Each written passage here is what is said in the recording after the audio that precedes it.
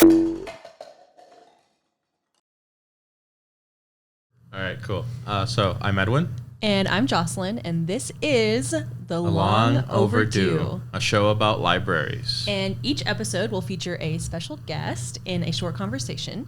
And focusing on the Soros Library and beyond. And today's guest is Al Gomez, a good friend of mine, my roommate, and a great colleague as well. He is our digital imaging and circulation manager over at the library.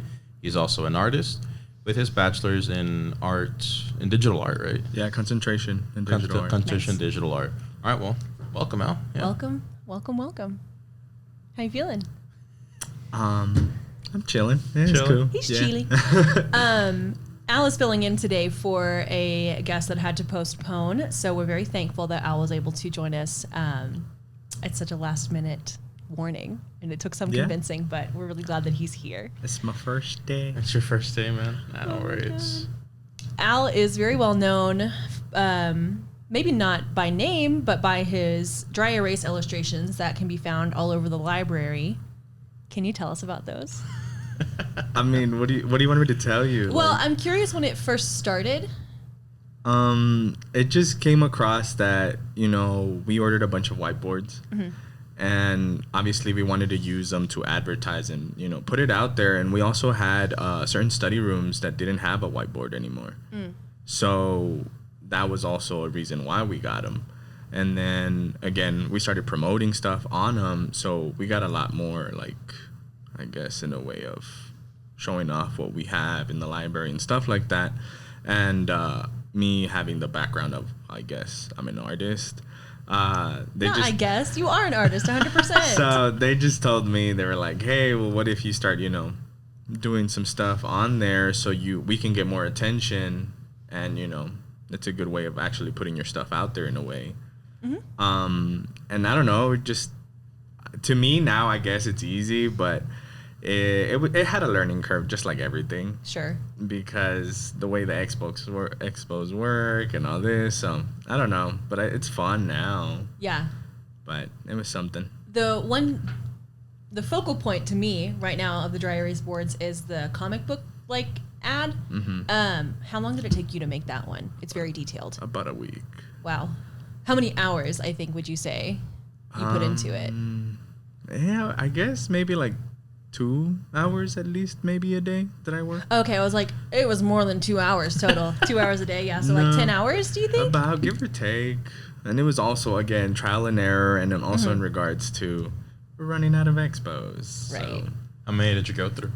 I think I want to say a core box, which has the essential, black, red, and blue, and green. When I was a teacher, my favorite day was whenever I would open up a new box of expo markers. They just feel so nice. Yeah. The art that you make on these dry erase boards is by nature ephemeral. It is not permanent. It's going to be erased. How does that affect you? I mean, at the beginning, it was I put in so much work. So much work. Yeah, but I guess it gets to the point where it's you get over it, and then eventually it's moving on to the next thing. Cool. I take pictures of them. Do you take pictures of them to save? Yeah. Okay, that's good. That's good. Right. Anyway, back on topic. All right, Al, so real quick question. What do libraries mean to you specifically now that you're working in one? To me, I think it's a place to, learn, study, and to get information. And, it has always been that way, ever since, maybe elementary all the way to high school. Mm-hmm. That's always something that has always been, pushed on you, I guess, in that aspect that, this is a place if you need something to distract yourself or even get information. Mm-hmm. That was a good place to go. So I guess in a way it has, influenced me to, I don't know, in that aspect that it's something that you can always rely on. Yeah. That was a great answer. No, yeah, fantastic. And how often would you use a library in the past, compared to now? Well, you see, when I was in high school or whatever, I was a little bit more involved in the aspect because I was in a book club.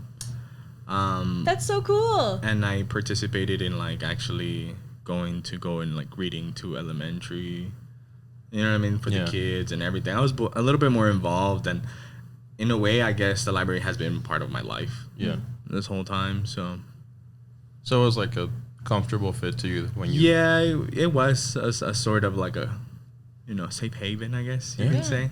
So it was like an easy transition for you when you came to like Soros. Yes. Yeah. What's your history with our library specifically? You were a student worker before. You now have a full-time position. What was that journey like? Well, I guess it started off that like I wanted to be a librarian myself. Yeah. And that, I guess, the way of me getting the student job, it was a good way of like a stepping stone, I guess. But now that I realized how much work it goes into being a librarian and all this, I'm like, I don't think I could do school again. Yeah.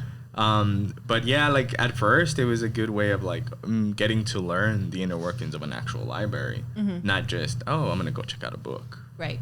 So that was very interesting, and it was a good way of learning how everything works. Yeah. I like that. Yeah, and that always surprises you because, like you said, like you just go check out a book. Oh, that's it. That's all that library's for, right? But then you move behind the desk and you're like, there's a lot more. Yes. I gotta deal with.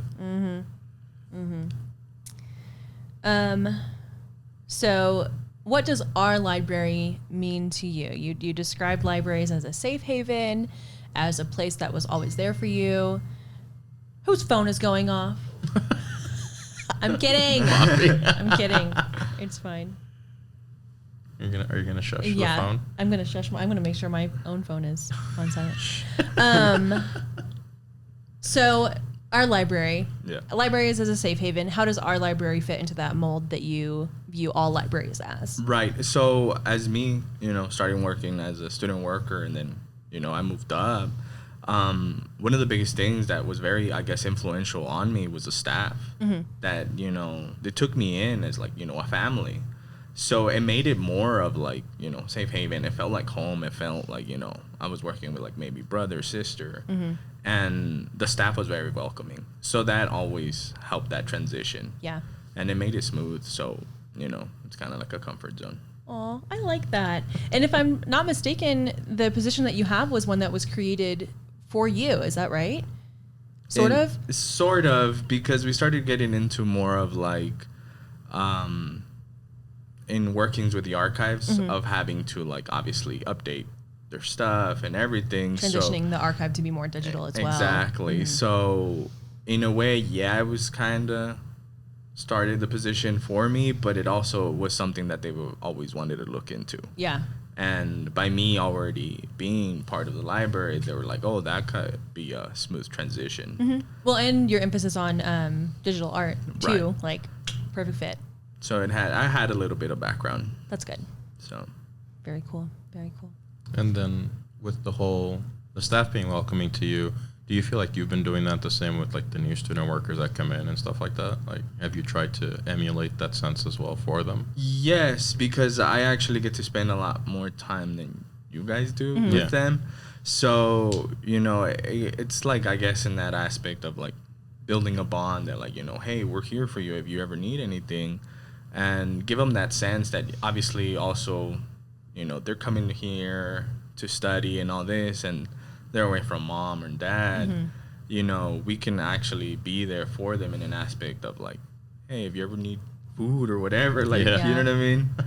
Yeah, I mean, the basics of food, of course, we always have snacks and drinks for the students. Like, that's something that Cindy and you do a really good job of making sure are always there. But in addition to that, like, just the comfort, I think, that you guys provide to the students by just, like, being like, when I think about the circulation desk, I think of, like, Cindy as mom and you as, like, dad almost. Like, not that you're the student's dad, maybe you're, like, the cool uncle or something, but, like, that you guys do such a good job of taking care of the students and making them feel like they're at home the same way that the staff made you feel. Right. Cute. We would, they always told me the story how they would mess with Cindy about that because everybody. That she's mom. Yeah. Yeah. Like, that always We're gonna have to gets smear me. her name so that she can agree to come on the podcast and clear the air. So yeah.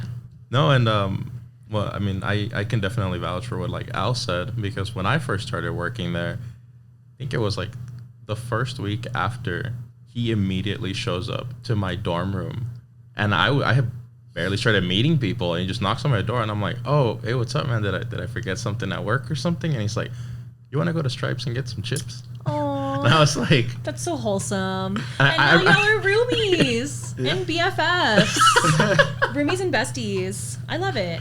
That's cute. and I remember even asking him, I was like, why? And he's like, just cause.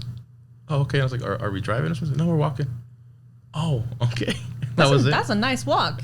Yeah, It was, yeah. The way I saw it, it was like, you know, a bonding experience of like, because you can start a conversation in a car and then, oh, wait, we need to get off. Yeah. And while you're walking, you're into it. You're like, all right, that's Yeah. cool. That's There's what's something to be happening. said about having like physical activity during a conversation as well, just because like you have more endorphins that are engaged and like that total body response that teachers talk about. You probably learned that whenever Yeah. you were doing education classes, how much more like neurons are connecting whenever you are making like doing something physical while you're learning. So going on a walk to get to know somebody is great. If Pride and Prejudice has taught us anything. Anyway. You know, and it kept the conversation active because you're doing something, and obviously when you're working out or something, you want to distract yourself a bit. Yes, So a big conversation time. really like you forget that you're walking. Yeah. Essentially. Definitely. Definitely. No, but yeah, like I said, I could totally vouch for that because that was my experience when I first met Al. So like, definitely vouch for that. Cool. So I did promise Al that since he agreed to come on the show, that we would talk about comic books. So first question, and I said that I was going to ask you this question, but I said I do not want to know the answer because I want to be surprised by your response. DC or Marvel? Okay, that's a loaded question. Yeah. Yeah. And I'm totally fine if you're like, they both have pros and cons, but if you had to choose one. But that's the thing, though. Like, there's two different things, though. Comics Yeah. and movies. Comic books exclusively. Just comic books, I feel like DC Yeah. is... Batman's your boy. Yes. I get it. Yeah.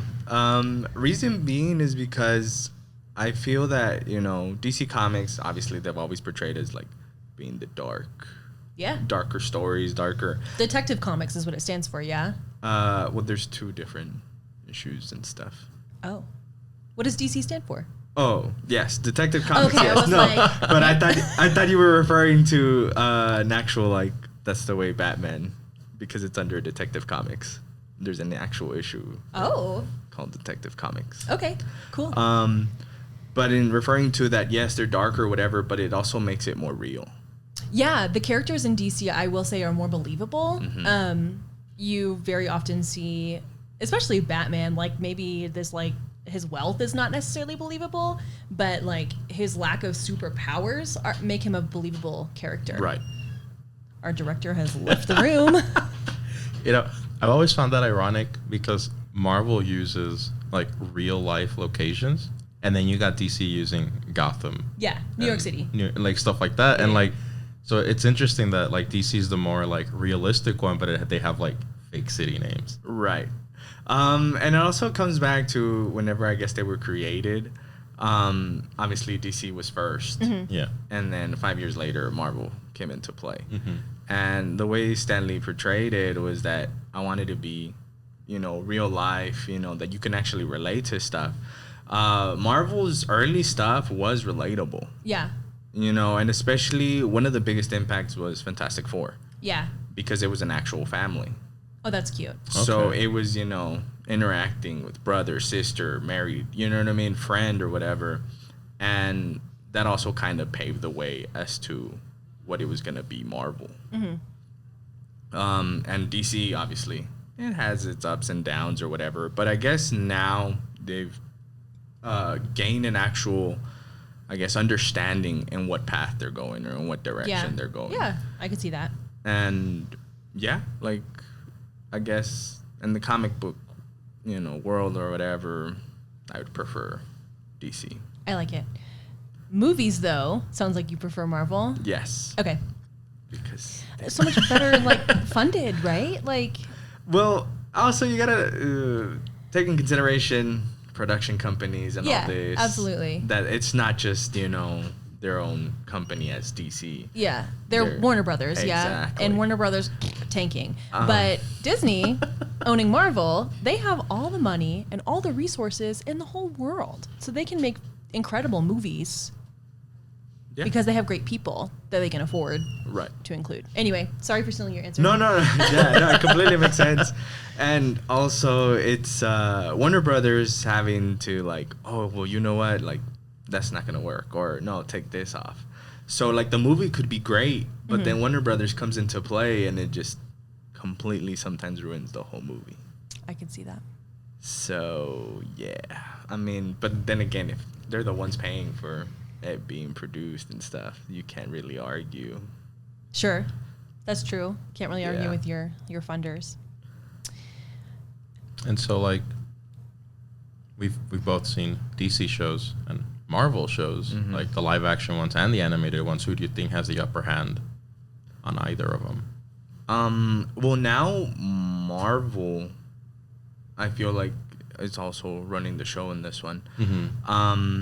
DC, again, it goes back to being under Warner Brothers. Yeah. And having to run, like, they have the CW. And most of their shows, obviously, their audience is just, I guess teens. Yeah. Young Oh, like adults. Smallville? Is that what y'all are referencing? Like Flash. Flash. Oh, yeah, Green yeah, Arrow. yeah, yeah. Like, it's yeah. I more remember drama those. based than the actual, I guess, combining both, not just completely concentrating in, hey, this happened or whatever, and it's like sad or like, you know what I mean? So, I don't know. They're working on it, I guess. They're working on it. I remember Smallville being on when I was a kid, and like my parents probably wouldn't let me watch it. Like it was maybe on too late or something, and so I was always kind of enamored by the idea of it, but I never watched it. I watched it in Spanish. Nice. Like, I would watch the reruns on El Canal 5 y todo eso. Right. And I would just watch it in Spanish. I'm like, oh, okay, it's cool. What I remember the most is the theme song of like the show. That was Yeah. it. Sure. That was And, kind like, of iconic. I would always sometimes forget that it's a show about Superman because they like rarely showed off He his seems powers. just like a normal kid, Yeah, it's like some right? normal dude going through his life and like, oh yeah, look, here's a special appearance by like Booster Gold or something. And I was like, oh, so it is a DC show. Yeah. So, out of all the comics you've read, possibly read in the future, which one would you say is like your top 3 favorites? Wow. That's a good one. We could do top 5 if you Top don't want to limit it that Done. much.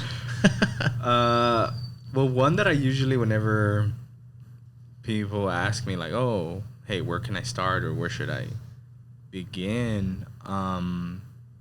One of my favorite stories would be Batman Hush. Okay. And we have that actually at the library. That's a plug, what is it called? And it's a good, I guess, intro book because it shows off a bunch of characters. Like, it covers a bunch of characters, so that way you get to see, like, the range on how, like, oh, this character does this or this character can do this. So it gives you a little bit of understanding what the actual DC universe is. I like that. So, Is that a standalone like graphic novel or is it a series? well, it's a series. Okay. Well, not a series. It was just like a short, a one-shot type of arc. Oh, okay. But it's like a collection. Cool. So, if you start reading it, you'll get the whole story there. Cool. Another one would be, I want to say, Batman, the New 52, which would be like the beginning of a new series completely. And it's a good introduction to also try to get understanding of like who Batman is, and also a fresh, completely new villain introduced. Ooh. So that's actually really good because you actually started, and obviously nobody knew this whenever this came out. So Right. it was a good way of like for you going into it. Cool. What other one? I'm a big fan of the X-Men. Okay, yeah. So I don't know. I guess one of the reasons why I like the X-Men a lot is, I guess it made me understand different points of view. Sure. Because obviously everybody thinks comic books and they think superheroes, Mm-hmm. but they don't realize that like there's deeper meanings into everything. Right. And one of the things that X-Men taught me was like, obviously just because you're different, means that you get segregated. You means that you get pushed to the side. And if you take that all away and just basing it off of how we look or sometimes what we do, you know what I mean? Yeah, because not all the mutants have. Do they all have a special ability?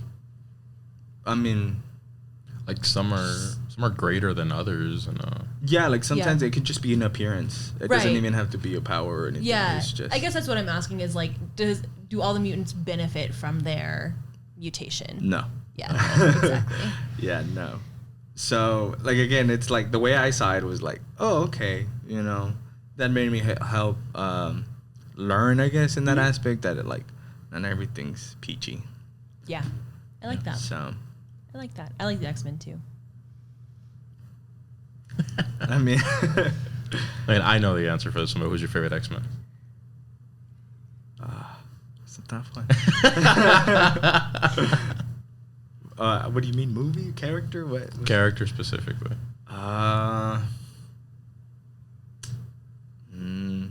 There's a few though. Go for it. Obviously everybody likes Wolverine. Yep. Yeah, classic. He's kind of an asshole though. Like in No, he is. the first X-Men movie, I was watching it and I was like, why do we like him? Like he is not nice, but he grows on you. Yeah. for sure. No, He's the seen lone some wolf. stuff. Yeah. One of my other favorite characters is Gambit. I don't know that I know that character. Yeah, no. This is what I get canceled over. You never watched the X-Men cartoons when they came out? No. No. He actually. Have you seen X-Men Origins? Maybe. With they kind of gave Wolverine his origin story. Okay, then yeah. You've seen that movie? Yeah. You know the guy with the playing cards. That he shows up to I like think I a know bar what movie or I'm something. watching this weekend. Yes. Okay. One of the reasons is because I think he's pretty cool, and his, I guess, weapon is playing cards. Oh. Because okay. He sounds lit then. He uses like some type of kinetic energy, and can make things explode. So. I'm into this guy. Yeah, something I personally always liked about him is that they always portray him as like he sometimes switches sides, but because he kind of looks up for himself at times. Yeah. Like Chaotic neutral. yeah, like there's episodes where he'll like be working for himself, he'll be working for like Magneto, but then most of the time he's with the X-Men. Mm. So Cool. yeah, he's definitely a cool character. Yeah. Tell us about the comic book collection that we have in our library. Well, we had a few, but it grew whenever Scott Cupp brought in a bunch of books that obviously it made our collection grow, and we have a variety, like a large variety of different stages of comics. We're talking about I think we have a few of like Golden Age, Silver Age, Bronze Age, and then Modern. Cool. So we have a large, and then some completely like different stuff. And so I don't know. I like to promote it a lot, and I know a lot of people are like, ooh, comic books, superheroes. But no, it's not just that. We have other stuff too.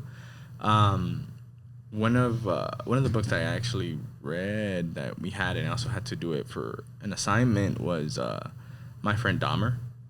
Okay. I can't remember the artist or the author right now. But it's basically this guy that went to high school with Jeffrey Dahmer. Scary. So you got to see how, Dahmer was in high school. How what's the word? seemingly normal and like Yeah. very friendly. I'm sure people like that can be. Yeah. So again, like stuff like that you know what I mean. Charismatic. Yeah. Charismatic. That's the word I was thinking. Charismatic. So I don't know. Like we have a bunch of different stuff. So All available to check out on the 3rd floor of the library. yeah, for sure. Yep. But no, yeah, like I said, and one of the things that I found interesting that Scott brought up, that I was like, well, why don't you sell this? Mm-hmm. And he's like, well, that's the thing though. Like my collection's getting too big to the point where I don't have space anymore. But I would still like to have access to it. Yeah. So I was like, oh, that is a perfect way. Yeah, great way of looking at it. Yeah, like using the library as external storage, Pretty basically. much, yeah.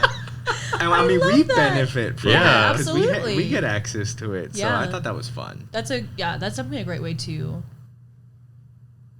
keep your belongings, but share them in a like equitable, in a way that you know that they're going to be taken care of. Right. Too. Because we take special care of our books. So Yes. pretty cool. Yeah, Pretty especially cool. because some of those issues are pretty dang good, where like you do Yeah. not want to see them damaged at all. What do you think is maybe some of the more notable items that we have in the comic book collection? What do you mean by notable? Like, What do you mean? What do I mean by notable? No, I'm just kidding. Maybe more rare or not as common, or something that you're like, everybody should read this. Batman Hush, you said, was top of your list. Yeah, we have a few that I would say that, you know, it was maybe, I don't know exactly the date on it, but we have some that are like horror comics. Ooh. And obviously art style and everything, it just screams like maybe 50s, 60s. Cool. So like older editions, Yeah, basically. so, like, okay. And like, I mean, they're like binded books collected, you know what I mean? And I think that those are very interesting. And you also get to see a little bit of like, I guess, newspaper Yeah. clippings of stuff like that. Oh, this is where they used to be, Cool. and stuff like that. So, you know, we do have a few, you know, diamond in the rough, I guess. Yeah, yeah. Yeah. I like that. oh yeah, definitely. He recently got me to read like the collection we have of Miss Marvel. Oh, cool. Yeah, so that was pretty cool. And like Nice. he was telling me, he's like, because of the show that's about to come out, the price on actually owning that Oh, yeah. is gonna skyrocket. Cool. Yeah. The show looks good. The trailer makes it for look sure. like Yeah, definitely. I'm excited for that show. Me too. Oh, a new Moon Knight tonight. That'll Oh, be yes. exciting. Very exciting. Yes, that's right. We are sponsored by Marvel. No. Make sure to watch Moon Knight No. tonight. If you look at the bottom of the video, No. you will see the animation of like Moon Knight doing a flip, like catch Moon Knight on Wednesdays, stuff like that. No Moon Knight. No Moon Knight. Are you No, sure? no I Marvel. brought the mask too. No. Okay. We're wrapping up here, Al. So, what can you tell us? What do you love about Sol Ross? Not the person, the campus. My brother's an alumni, Cool. so that kind of pushed me of actually coming to Sol Ross, and you know it's actually a really nice campus. Yeah. So, and I like I guess the small, you know, 1-to-1 ratio with like even professors and stuff. I remember whenever I first started, I reached out to one of my professors and I was like, hey, I completely don't understand what I need to do. And she actually reached out to me and she was like, if you're down, I'm down to come down there on Saturday and we can work on it. Wow. And I was like, wow, like, you know, they're going out of their way to also help me. That's so nice. So that's one of the things that I like, that it was like, they're actually helping you out, not just, hey, good luck. You know what I mean? There are schools like that. Sol Ross does have the lowest ratio of student to faculty. So we really do, students have an opportunity to interact personally with their professors and get the support that they need. And that's a great example of that in action. So pretty Yeah. cool. Who was the faculty member? Do you remember? No, I don't think they're here Dang. anymore. Shout out to mystery professor. there. Yeah. Cool. Edwin, do you want to ask our last question? So, what do you specifically love about Alpine now that you live here? I like the sense of community. Especially because like the small town, like, you know, they're always involved, and especially like, you know, with the Bucks, you know, like the whole town goes out there and like supports the teams and stuff, even if they don't have kids. Yeah, they're there. They're there to support the, you know, community and everything. So yeah, for sure. Like I like that sense of like, you know, community and, you know, family. So. No, yeah, and It's cute. I like that too. yeah, definitely very good answer to that. And I mean, I think that wraps up our. Yeah. Anything Vodcast. else that you want to No, talk about? Ask us? Anything? no, I think I know you guys. Yeah, that's true. That's true. No, I think we're good. Actually, yeah, Justin. What about you? DC or Marvel? Batman's my favorite. I wanted a Batman tattoo since I was like 15 years old. Did you get it? No. Why? Because I kind of changed my mind. I was like, what if I okay, when Ben Affleck played Batman, I said, hell no, we're not getting a Batman tattoo anymore. Now that our Pats is playing Batman, it's back on the table. I see. It is back on, it is a consideration now. So Nice. but I really do like the Marvel shows that I've seen. I was never into it. I was like, Marvel is for normies. Like, oh my God. Bleh. Yeah. But no, I'm loving Moon Knight. We started watching Daredevil also, the one that was like the Netflix original, but now it's on Disney Plus. Wow, it's so good. Heck yeah. Daredevil's another great example of a person who's just a person, and his special abilities are not necessarily like superpowers. He does have like super hearing and can like sense stuff, but he's just a guy. And I like that. And I like that. I like that. What about you, DC or Marvel? See, just like Al, for me, that's a little bit of a loaded question. But the way what I always say is, I like Marvel for the heroes, and I like DC for the villains. Yeah, yeah. Like that's how I always go about it. Yeah, because the like villains in Marvel, they're just like Yeah. bad guys. Like they're just like evil for the sake of being evil. Whereas like Joker has an origin story. Like Lex Luthor is like an interesting character. So And it goes back to what Al said about like DC being a little bit more realistic. Like the Marvel villains are more outlandish. They're like way out there. Where you go to like DC villains and you're like, oh yeah, Harley Quinn has a PhD in psychology. And yeah, like, she's psycho and it's incredible. I love her. Birds of Prey, such a great movie. Did y'all see that one? Yeah. Oh, great movie. Great movie. Great movie. Maybe we are sponsored by I told you. I'm telling you, we are sponsored by both DC and Marvel. No, I wish. That'd All be right. fun. Well, I think that wraps it up. Thank you so Yeah. much for coming out. Cool. You were awesome. Thanks, man. Thank you. Thank you. Cut. All right.